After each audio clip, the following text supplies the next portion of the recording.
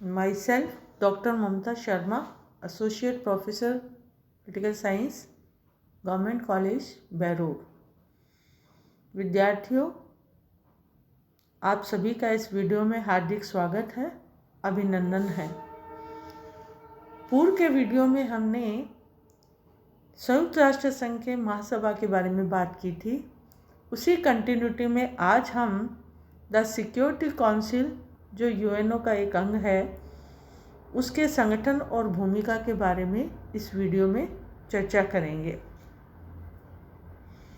सबसे पहले इसके अंतर्गत हम देखेंगे कि राष्ट्र संघ के अनुभव ने संयुक्त राष्ट्र के निर्माताओं के मस्तिष्क में यह धारणा उत्पन्न कर दी थी कि समूचे विश्व समुदाय के अंतर्गत 5 महाशक्तियों का भी एक समुदाय विद्यमान है, जिनकी मित्रता एवं मतैक्य पर ही विश्व की शांति एवं सुरक्षा कायम रह सकती है।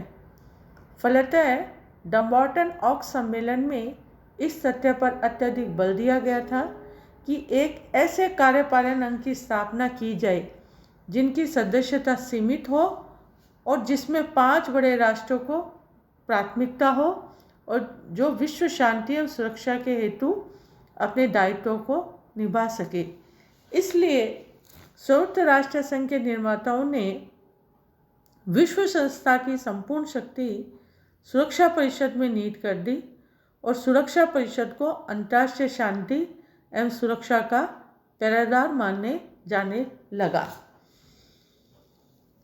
इसके अंतर्गत हम सबसे पहले देखेंगे कि सुरक्षा परिषद का संगठन किस प्रकार से हुआ। चार्टर के 5वें अध्याय में सुरक्षा परिषद के संगठन संबंधी नियम दिए गए हैं। इनके अनुसार परिषद में मूलतः 5 स्थायी और 6 अस्थायी कुल 11 सदस्य होते हैं, परंतु सितंबर 1965 में चार्टर के संशोधन द्वारा अस्थायी सदस्यों की संख्या बढ़ाकर 10 कर दी गई। ऐसा इसलिए किया गया कि सन 1945 के पश्चात संघ के सदस्यों की संख्या दुगनी से भी अधिक हो गई और छोटे छोटे सदस्य राज्य सुरक्षा परिषद में अधिक स्थान की मांग करने लगे। तदनुसार महासभा ने निर्णय लिया कि 10 अस्थायी सदस्यों में 5 एशियाई अफ्रीकी राज्यों में से, 1 पूर्वी यूरोप में से और 2 दक्षिणी अमेरिका व शेष 2 पश्चिमी यूरोप व अन्य राज्यों में से होने चाहिए। इस प्रकार सुरक्षा परिषद की कुल सदस्य संख्या 15 हो गई। इसके अंतर्गत चाइना, फ्रांस, सोवियत संघ, जो अब सोवियत संघ की स्थापना का स्थान रूस ने ले लिया है, ग्रेट ब्रिटेन, संयुक्त राज्य अमेरिका इसके स्थायी सदस्य हैं। तत्पश्चात हम इसकी कार्यप्रणाली पे आने से पहले हम ये भी कहेंगे इसके बारे में कि इस प्रकार हम देखते हैं कि महासभा के विपरीत संयुक्त राष्ट्र की सुरक्षा परिषद की सदस्यता सीमित कर दी गई। आजकल इसकी सदस्य संख्या 15 है, जिसमें 5 स्थायी एवं दूसरे 10 अस्थायी सदस्य हैं।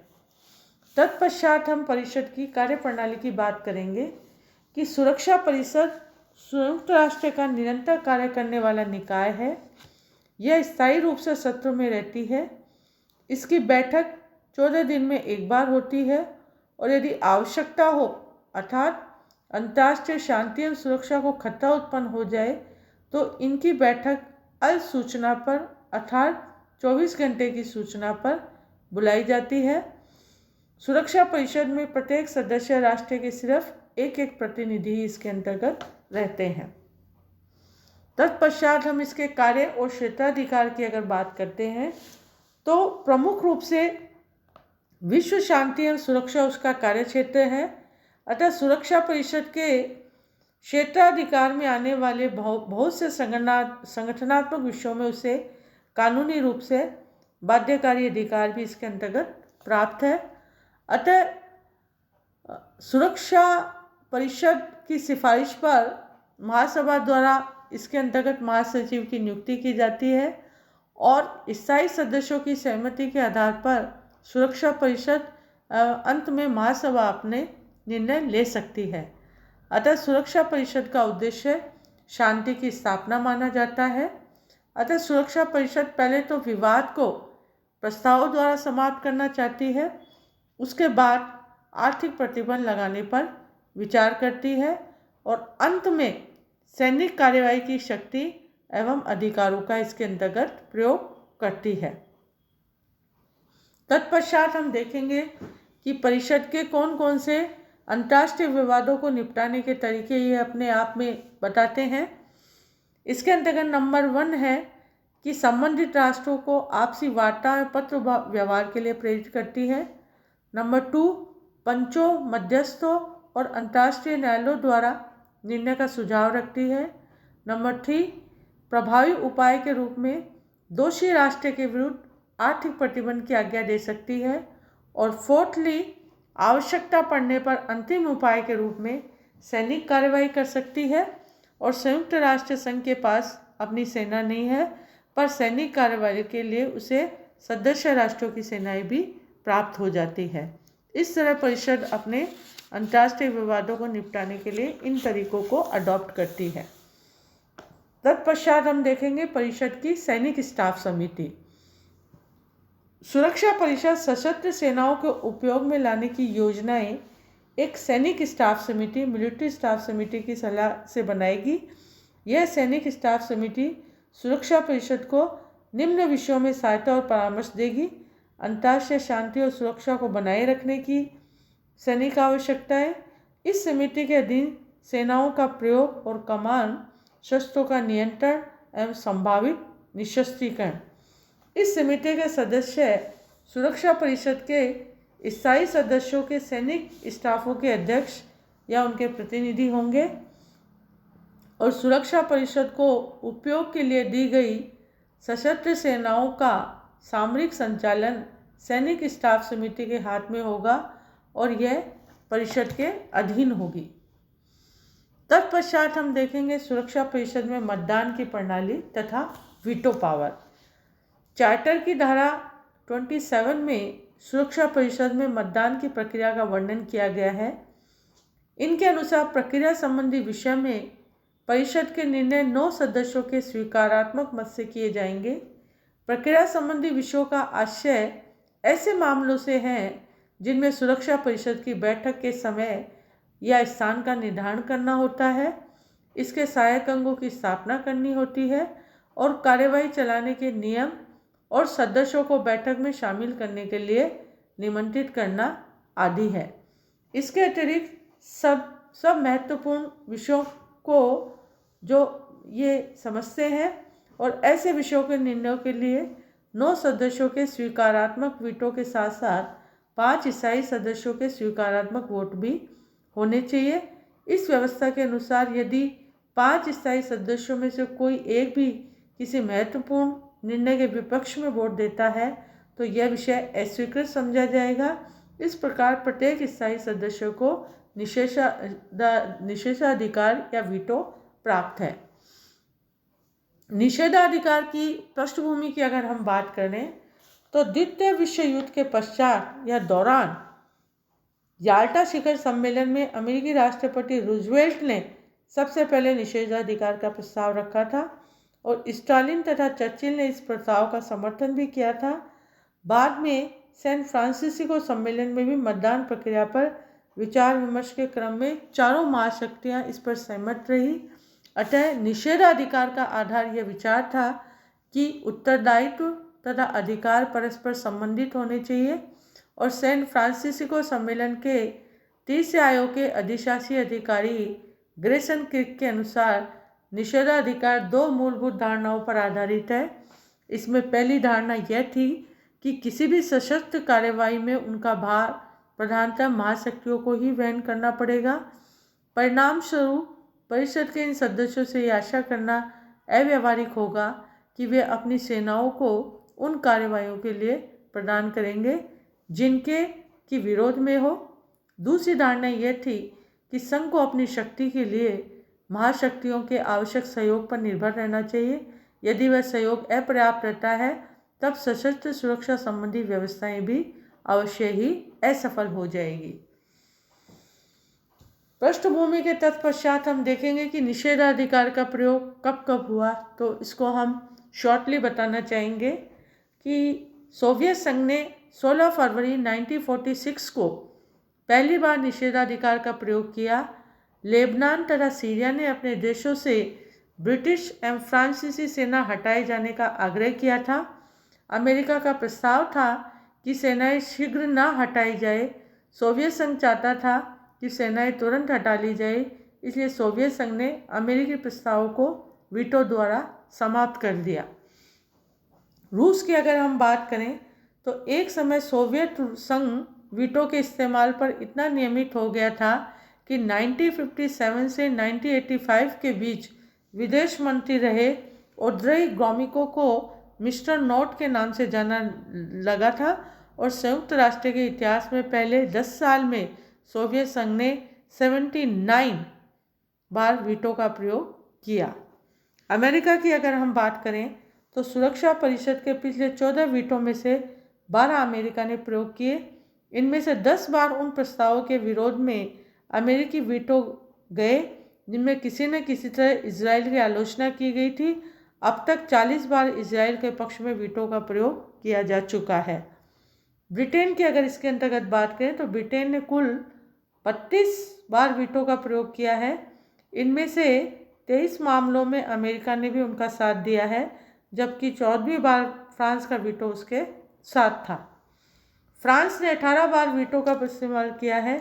अमेरिका और ब्रिटेन ने 13 बार फ्रांस के वीटो का साथ दिया। सुएज नहर मामले में फ्रांस और ब्रिटेन साथ साथ थे। इस तरह से हम देखेंगे कि वीटो का प्रयोग किस किस तरह से हुआ। और अगर हम निषेधाधिकार के परिणाम की बात करें तो निषेधाधिकार के कारण अनेक महत्वपूर्ण समस्याओं का निर्णय दुर्लभ हो गया और सोवियत संघ के समर्थक राष्ट्रों को अमेरिका के विरोध के कारण एवं अमेरिकी समर्थक राष्ट्रों को सोवियत संघ के विरोध के कारण बहुत दिनों तक संघ की सदस्यता भी नहीं मिली थी। तत्पश्चात हम देखेंगे दोहरा निषेधाधिकार, ड्यूल वीटो की अगर अपन बात करें तो संयुक्त राष्ट्र चार्टर प्रक्रिया संबंधी तथा महत्वपूर्ण विषयों में भेद तो करता है परंतु उनकी स्पष्ट व्याख्या नहीं करता। प्रक्रिया संबंधी मामले के अतिरिक्त किसी भी विषय के निर्णय के समय महाशक्तियाँ स्थायी सदस्यों में से कोई भी नकारात्मक मत प्रदान कर सकता है और इस प्रकार परिषद को निर्णय लेने से रोक सकता है। यह शक्ति पहले वीटो की शक्ति, पावर ऑफ फर्स्ट वीटो कहलाती है। दूसरे वीटो का प्रश्न उस समय उठता है जबकि सुरक्षा परिषद को यह तय करना होता है कि कोई विषय प्रक्रिया संबंधी है या नहीं है। चूँकि यह प्रश्न कि कोई विषय प्रक्रिया संबंधी है अथवा नहीं एक कार्य विधिक प्रश्न नहीं है, अतः इस पर निर्णय लेते वक्त 9 सदस्यों के मत अनिवार्य है, जिसमें 5 स्थायी सदस्यों के मत भी शामिल होते हैं। इस प्रश्न के निर्धारण में स्थायी सदस्य दूसरे वीटो का प्रयोग कर सकते हैं। संक्षेप में इन प्रावधानों के कारण ऐसा कहा जाता है कि दोहरी वीटो की शक्ति के कारण महाशक्तियों की ऐसी शक्ति प्राप्त हो जाती है जिनके द्वारा वे सुरक्षा परिषद की किसी भी कार्यवाही को रद्द कर सकती है। तत्पश्चात हम निषेधाधिकार के विपक्ष में अपने तर्कों को देखेंगे कि अनेक आलोचकों के अनुसार सुरक्षा परिषद अपने सामूहिक सुरक्षा के कार्य में असफल हो गई है और इस असफलता का प्रधान कारण महाशक्तियों का निषेधाधिकार है।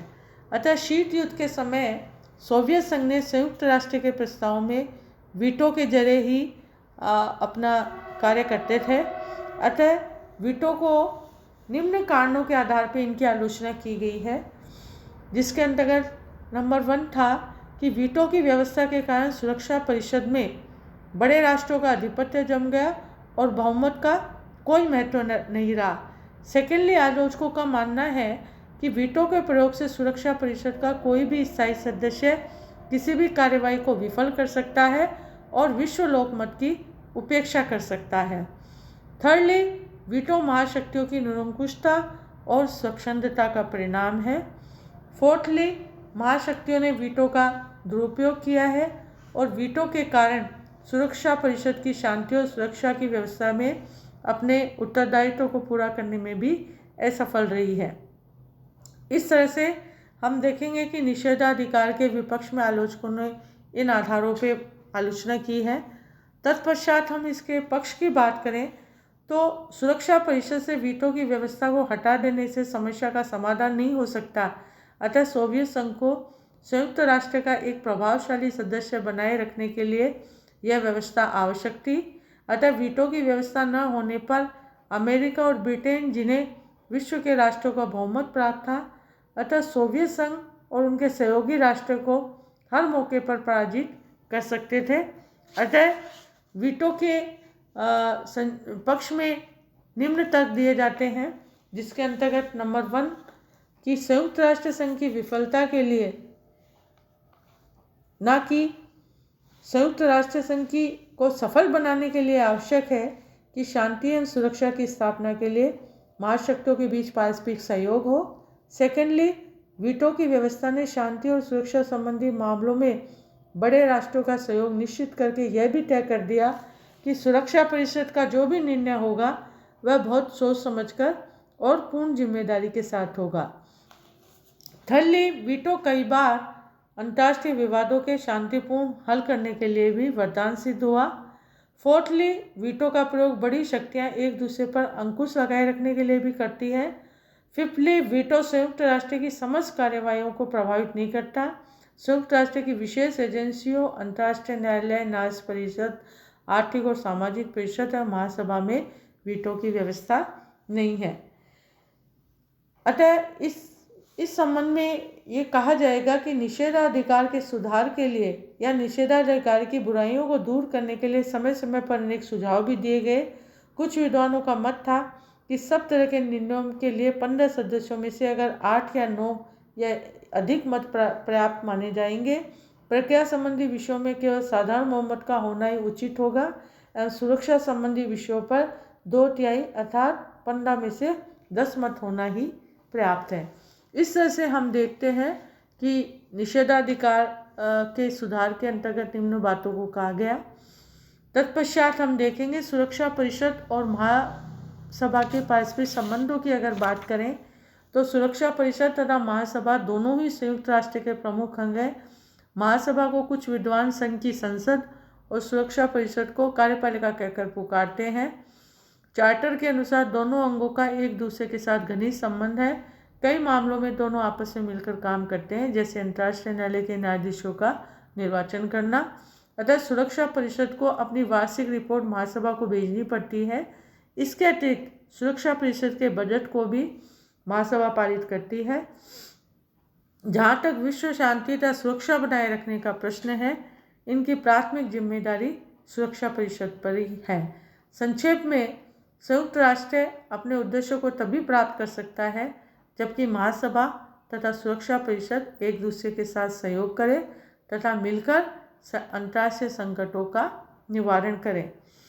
इस तरह से हम देखेंगे, अगर हम सुरक्षा परिषद की भूमिका और मूल्यांकन को करते हैं तो इसके अंतर्गत ये कहा जाएगा कि बड़े राष्ट्रों ने सुरक्षा परिषद को अपने राजनीतिक स्वार्थों की पूर्ति के लिए औजार की तरह प्रयोग किया, परंतु कुछ विद्वानों का मत है कि सुरक्षा परिषद शक्तिशाली राष्ट्रों के हाथ में खिलौना मात्र है। आजकल महाशक्तियों का सहारा पाकर सदस्य राष्ट्र सुरक्षा परिषद के निर्णयों की अनसुनी कर सकते हैं। फिर भी सुरक्षा परिषद का महत्व बिल्कुल समाप्त नहीं हुआ है। सुरक्षा परिषद का महत्व इसलिए भी कम नहीं हो सकता क्योंकि पांचों महाशक्तियों का इसमें प्रतिनिधित्व है और वर्तमान समय में विश्व के किसी भी महत्वपूर्ण कार्य को करने के लिए पांचों का सहयोग होना आवश्यक है। इस तरह से हमने आज के वीडियो में संयुक्त राष्ट्र संघ के सेकंड ऑर्गन की बात की थी, सिक्योरिटी काउंसिल की।